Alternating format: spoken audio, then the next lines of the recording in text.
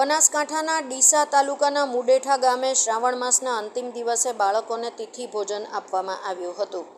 હિન્દુ ધર્મમાં શ્રાવણ માસને પવિત્ર માનવામાં આવે છે, ત્યારે આ શ્રાવણ માસના પૂરા મહિનામાં શિવ પૂજન કરવામાં આવે છે અને સાથે ગાયોને ઘાસચારો તેમજ શાળાના બાળકોને તિથિ ભોજન પણ આપવામાં આવે છે। ત્યારે આજરોજ શ્રાવણ મહિનાના છેલ્લા દિવસે ડીસા તાલુકાના ગોવિંદપુરા પ્રાથમિક શાળાના વિદ્યાર્થીઓને રાઠોડ મનુભા દ્વારા તિથિ ભોજન આપવામાં આવ્યું હતું। આ શુભ પ્રસંગે શાળાના આચાર્ય સહિત સ્ટાફગણ સહિત ગામના અગ્રણીઓ મોટી સંખ્યામાં ઉપસ્થિત રહ્યા હતા। પત્રકાર મનુભા રાઠોડ, ડીસા।